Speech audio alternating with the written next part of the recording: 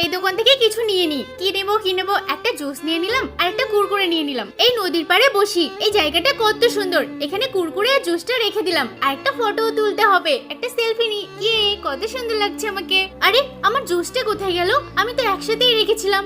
কি হলো, আমি কি কোথাও ফেলে দিয়ে আসলাম? যাই হোক, আরেকটা সেলফি তুলি। এবার আমি কুরকুরে খাই। আরে আমার কুরকুরেটা কোথায় গেল? এখানেই তো ছিল। আমার জুসও পাচ্ছি না, আবার কুরকুরেও পাচ্ছি না। একবার ওই সাইডে গিয়ে দেখি তো।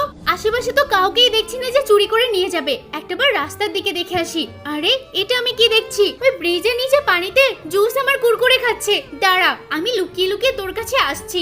বদমাইশ লোক কোথাকার। পিছন থেকে ওকে ধরে ফেলবো, তারপরে খুব মার দেবো। আরে গেল কোথায় লোকটা? এখানেই তো ছিল।